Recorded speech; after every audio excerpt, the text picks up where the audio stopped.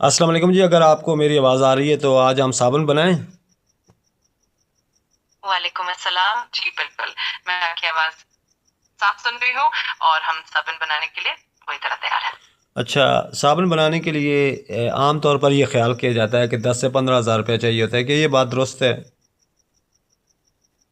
جی بالکل، یہ ایک اندازہ ہے اور عموماً میں آپ ابتدائی طور پر کافی سامان اور مواد حاصل کر سکتے ہیں، تو یہ بات کافی حد تک درست ہے۔ تو یہ بھی خیال کیا جاتا ہے کہ صابن بنانے کے لیے جو جگہ چاہیے ہوتی ہے وہ 6x6 کی بہت ہوتی ہے، یہ بات بھی درست ہے؟ جی بالکل، اتنی سی جگ کے برتن اکثر کافی ہوتا ہے ابتدائی صابن بنانے کے لیے، تو یہ اندازہ بھی بالکل ٹھیک ہے۔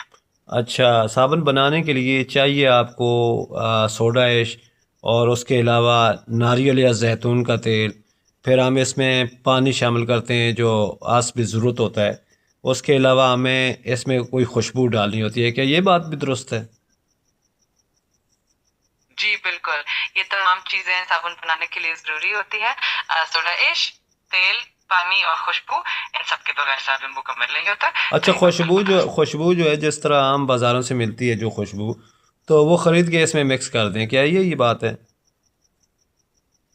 جی بالکل، خوشبو کے لیے آپ آسانی سے بازار سے عطر یا کوئی بھی اور خوشبو کا تیل لے سکتے ہیں اور اسے مکس کر کے اپنا صابن مزید خوشبودار بنا سکتے ہیں۔ اچھا، یہ بتائیں کہ خوشبو اس چیز کا فیصلہ کرے گی کہ برانڈ اچھا ہے یا کم تر ہے؟ خوشبو ایک اہم کردار ادا کرتی ہیں، لیکن اس کے ساتھ ساتھ صابن کی کوالٹی، اس کی نرمی اور اس کی صفائی بھی بہت معنی رکھتی ہے، تو مجموعی طور پر یہ سب چیزیں مل کر ہی ایک برانڈ کی خوبی کو ظاہر کرتی ہیں۔ نہیں، کوالٹی تو وہی ہوگی نا، جو تین چیزیں ہیں باقی کوالٹی اچھی ہے لیکن خوشبو اچھی نہیں ہے، تو پھر صابن خوشبو کے طور پر بھی تو پہچانا جاتا ہے۔ بالکل، خوشبو صابن کی ایک بہت اہم خصوصیت ہوتی ہے، اور یہی چیز اسے خاص بناتی ہے، تو خوشبو کا انتخاب بھی بہت سوچ سمجھ کر کرنا چاہیے، تاکہ صابن کی پہچان اور بھی بہتر ہو جائے۔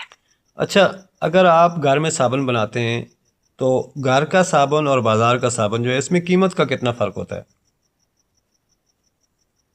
گھر کا صابن عموماً کافی اقتصادی ہوتا ہے، کیونکہ آپ بڑے پیمانے پہ خریداری کرتے ہیں اور اضافی خرچے کم ہو جاتے ہیں، جبکہ بازار کا صابن مختلف مراحل سے گزرتا ہے اور اس پر اضافی اخراجات بھی آتے ہیں، تو فرق کافی حد تک محسوس ہوتا ہے۔ اچھا، ہم اگر گھر میں صابن بنائیں گے، اسے رجسٹرڈ کرائیں گے تو اس پر پھر ٹیکس لاگو ہو جائے گا؟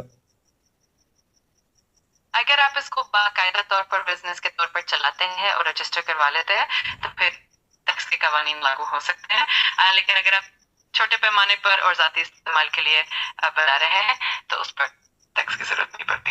اگر رجسٹرڈ کرائیں گے تو اس پر ٹیکس ضرور ہوگا، یعنی اگر چھوٹے پیمانے پر ہم فرض کیجئے 50 ٹکیاں ہم روزانہ بیچتے ہیں تو اس پر بھی ٹیکس لگے گا، کیا ہمیں حکومت کو بتانا ہوگا؟ اگر آپ باقاعدہ طور پر کوئی کاروبار شروع کرتے ہیں، چاہے چھوٹے پیمانے پہ ہی ہو، تو عموماً آپ کو حکومت کو اس کا اندراج کرانا پڑتا ہے اور اس پر کچھ ٹیکس بھی لگ سکتا ہے، تو بہتر یہی ہوتا ہے کہ آپ اس بارے میں کسی ماہر سے مشورہ کر لیں اچھا تاکہ اچھا، یہ رجسٹرڈ کہاں کرانا پڑتا ہے، کس ادارے میں، کس دفتر میں؟ عام طور پر آپ کو اپنے مقامی ٹیکس دفاتر یا انکم ٹیکس کے حکومتی ادارے میں رجسٹریشن کرانی ہوتی ہے۔ اس کے علاوہ اگر آپ کوئی کمپنی بنانا چاہیں تو سیکیورٹیز اینڈ ایکسچینج کمیشن یا کسی متعلقہ ادارے سے بھی رجسٹر کروانا پڑ سکتا ہے۔ اچھا، کوئی اگر 1 لاکھ سے یہ کاروبار شروع کرنا چاہے تو کیا یہ اسمال بزنس میں ہوگا یا لارج بزنس میں؟ عام طور پر 1 لاکھ روپے سے شروع ہونے والا کام چھوٹے یا اسمال بزنس کے زمرے میں آتا ہے، کیونکہ یہ نسبتاً کم سرمائے سے شروع ہوتا ہے، جیسے جیسے کاروبار بڑھے گا آپ اسے آہستہ آہستہ بڑا بھی کر سکتے ہیں۔ جی، بہت بہت شکریہ آپ کا، آپ نے ہمارے ساتھ بات چیت کی۔